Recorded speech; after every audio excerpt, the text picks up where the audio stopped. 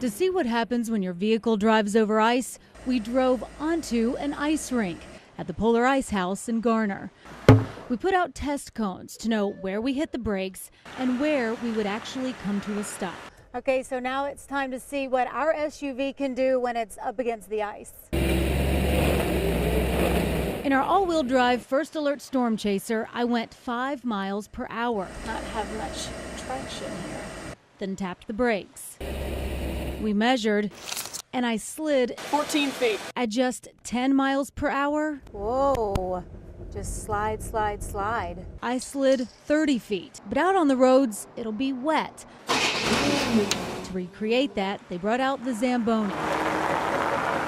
Now the conditions are like the roads. At 5 miles per hour, we slid 15 feet.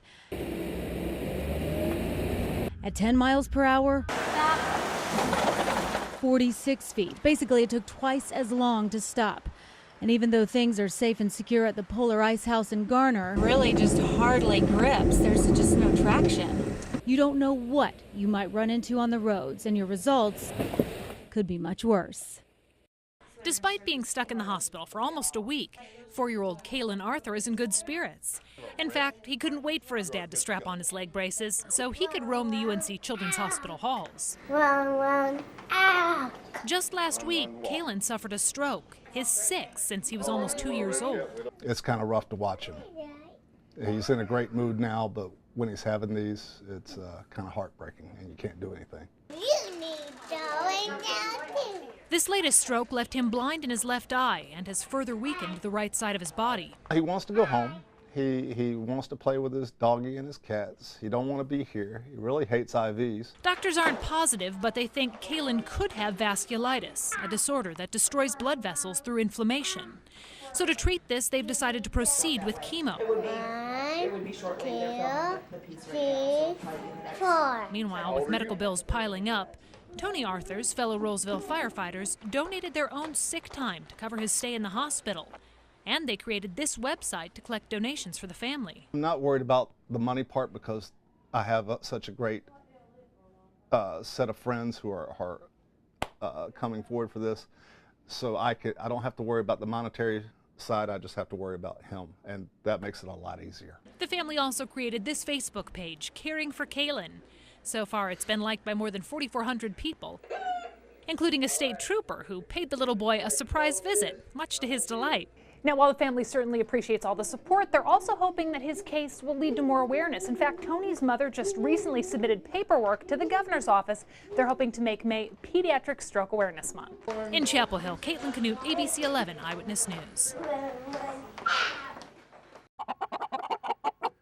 Roosters were recovered as part of a cockfighting bust in Granville County. He's got the rest of the roosters in the back. The location, just off Highway 96 near the Tar River, was discovered almost by accident. Officers drove back here to where the cockfighting was taking place, and 15 to 20 guys ran. While authorities searched for those suspects, they already had some taken into custody. A couple of them had thousands of dollars in cash on them. I would open it more, but he'll be there. And in the various vehicles parked on the property, officers recovered all kinds of cockfighting paraphernalia, from scales used to weigh the birds, to records of winners of previous fights, to spurs that are usually attached to the rooster's legs. Their spurs are normally sharp, but they cut the points off, and then they'll replace them with these. They have a sharp point and an edge, a knife edge on either side. Officers say seeing these kinds of weapons only reinforces how barbaric of a sport this is. And the fights are to the death, so the loser is the one that dies, the winner is the one that lives. But oftentimes when these fights are over, the winner will die himself because of the injuries sustained during the fight. Cockfighting is a felony, but it's sometimes hard to catch criminals in the act because it's not illegal to own or breed roosters for this purpose. It's only illegal to actually fight them. As you can see, they had a scoreboard already set up and ready to go, but other than that, there was no indication that they'd already started the cockfights in this location, but that's not necessarily good news. All that shows is that, in all likelihood, they've been moving from place to place. So it's been difficult to track down till now.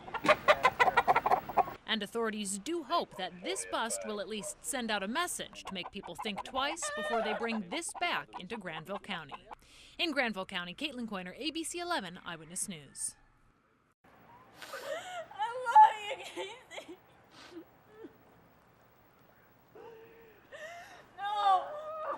Why is a question that Mackenzie Elmers should not be asking. Why her friends are gone. But why is the only thing she's wondering. Mackenzie's best friend, Casey Chamberlain, died here Saturday night. But lying next to Casey's freshly laid cross is another one. This one for 16-year-old Daniel Chase Underhill.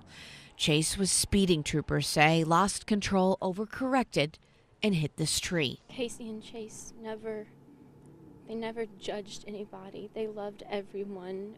They had the biggest hearts.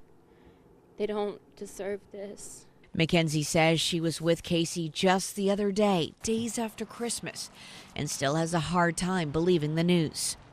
Gene Williams' grandson McCrae was also in the truck. He and another teen, Sam Whaley, survived. He is lucky to be alive. Both of them. But for the two high school juniors who didn't, friends hope their deaths aren't in vain. If they had been wearing their seatbelt and been going the speed limit, all of this could have been avoided. It's so important, and nobody realizes how important it is.